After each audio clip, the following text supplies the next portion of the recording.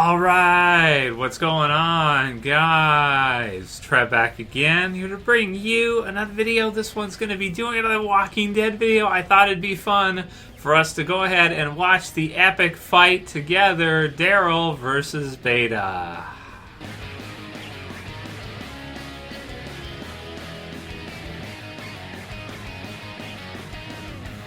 And then after we'll take a look at it together, we got a new picture for next week's episode, episode 14 of Michonne while she is pregnant. So likely from the flashback sequence for Scars, we're going to get to see pregnant Michonne. So there aren't too many preview pictures for this week like there are usually, probably because it's a flashback, so maybe AMC couldn't release that many pictures. So we'll take a look at that one right after this. But I thought this was worth it. I thought it'd be fun because it's one of the most epic fights The Walking Dead's ever had. So just to be able to watch it with you guys, I know we saw it on Sunday night, but just it's that good that we could watch it together. Let's do it. And I should also say that there's lots of other cool parts as well too that you guys saw me give my thoughts on in the review, like when when Beta first charges in with the door and then he gets hit with the bolt, and on the other side where you have Henry and Connie that are fighting too. Right, this one is just a talked about scene. Link will be in the description to AMC's page for just the Daryl versus Beta fight talked about scene. Okay, ready? All right, let's do it. Right.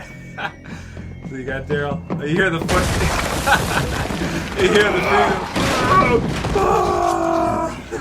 Where is she? I like his voice. He sounds like a monster. Some people don't like his voice.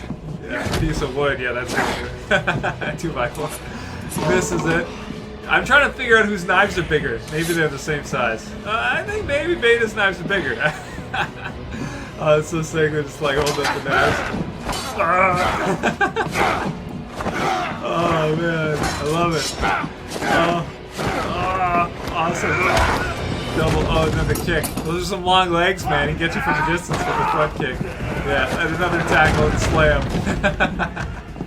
Norita said he had to take some Advil after this fight scene, so I can see why. You get the saw, it's close, right? But he's not able to, the weight, almost enough. And then he pushes off. Oh, it's awesome. Elbow, back elbow, into the glass. Beta's starting to get some now. That's what it is. Oh, just the right hand. Right straight into the wall again.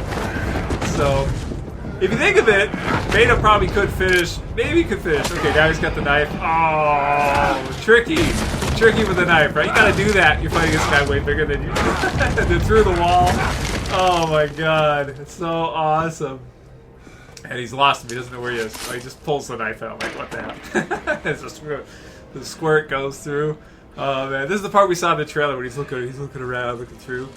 And you got Daryl underneath. Oh, it's so cool, man. On the floor. Are nothing to me. Awesome. Your world is already dead. Yeah, that's true. Oh, he thinks he's in there. Yeah. In the elevator. Yeah. Oh, it's the elevator shaft. He realizes it. Here comes Daryl. Boom! Oh, in he goes and down. Kaboom!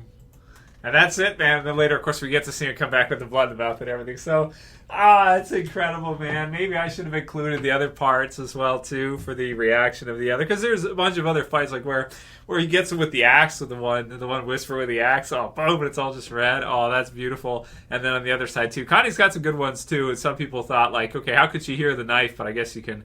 Some other people said, well, maybe a reflection in the thing. She was able to kind of see it and then dodge it. But, man, that's got to be one of the coolest fights ever. I guess they said online that in an interview that it was the person who did it who kind of wrote it out for kind of the sequence.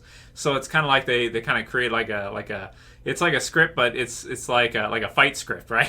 So it's, instead of like just talking, it's like the action sequence script for it. Also was from Aquaman, so I don't know, but that's really cool, man. Definitely one of the best fights in all The Walking Dead. Top 5 best fights in The Walking Dead. That's got to be up there. And then Rick versus Negan, of course, in their episode where it was kind of similar in some ways because they went through the floor and in and underneath, and Lucille on fire and stuff. So that's really cool. You can definitely see why Norman Reedus had to take some Advil or Tylenol after that. If I were to get slammed into a whole bunch of walls. Oh man, that was so cool. I just I thought I thought we should do it. Like, we should, watch it together and just get to see it, because it is for the guys anyway. For the girls, maybe you don't understand. For the guys, it's one of the coolest fight sequences that they've ever done, for sure. Well, I'm sure the ladies enjoyed seeing Daryl get to beat up on Beta like that too. But I almost feel like Beta was getting the better of him, right, for most of the start. But then the tables turned because of Daryl's trickiness and cleverness with the knife he was able to kind of get, and then of course setting him up by hiding in the under the floor in the spot. Then him going around and him pushing him down the elevator. So it was awesome, man. I thought it made a lot of sense in terms of they have to have Beta survive. You can't have Beta just be killed right there. You can't have it like a Mortal Kombat fatality, right? like he pushes him down. There's like spikes at the bottom. Beta's like, boom. No, you can't do that because you need to have them come back for later. Season 10, the Whispers are probably still going to be, maybe for the first half, and even maybe in the second half, they'll still be a threat. But they might not want to let the villains go too long nowadays, because when they did that with Negan and the Saviors, people really didn't like that second year where they kind of came back and used it for the whole year again, like they did all of Season 7, and then all of Season 8 was the Saviors, All Out War and everything. I loved it, but a lot of people didn't like it. So maybe the Whispers this back half, and then maybe the first half of Season 10, and then you should be pretty close to wrapping up the Whispers at that point. If you don't wrap them up, then you do it in the second half of Season 10, and it'll be like a year and a half type of deal, but not 2 full years. It's probably not the best idea. So the next one, the only pictures we really have a few pictures, and there's the preview trailer and that kind of stuff, which we've done. We did our video predictions on that. We kind of know it's going to be a flashback episode with Michonne and with the others. So here's Michonne pregnant with RJ, it looks like. So again, those of you who don't think RJ's real, right? Here we go. We know that she's pregnant in the flashback. And so this must have been, I want to say that if she's pregnant at this time with RJ, this must have been not that far after Rick had left, right? So this must have been like early on in the time skip.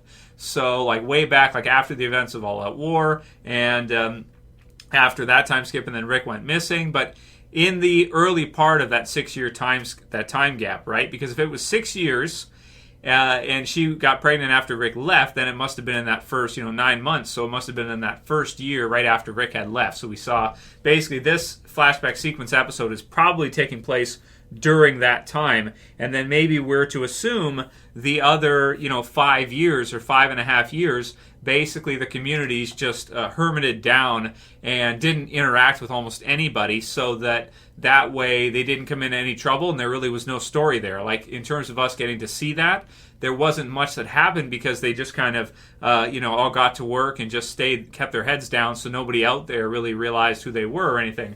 So they sort of closed themselves off to the world, maybe.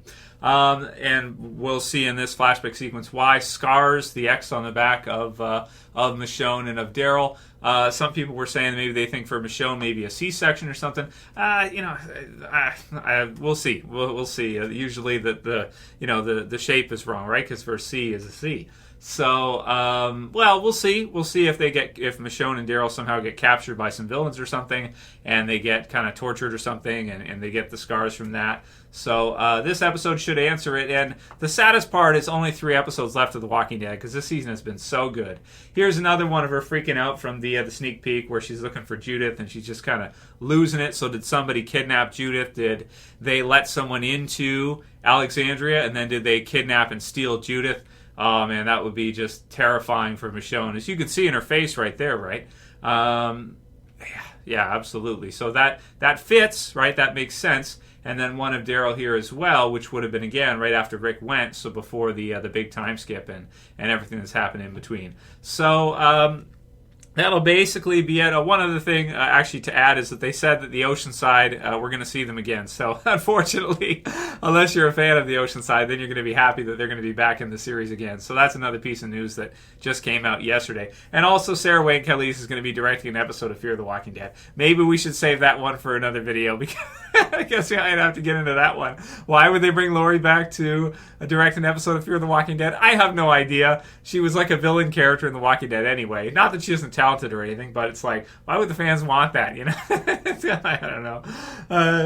Well, maybe she has some fans from The Walking Dead. Anyway, that'll be it for today's video, guys. I'll see you back again probably tomorrow or the next day. Send me all your questions for the Q&As for this week. Heavily looking forward to episode 14 and absolutely loved episode 13 with that fight sequence. Wanted to share that with you quickly. Let me know how you guys are feeling, how you felt about the fight. Leave the comments below, and I'll see you guys back again soon. As always, it's Trev, and I'm saying peace. Later, guys. See you soon.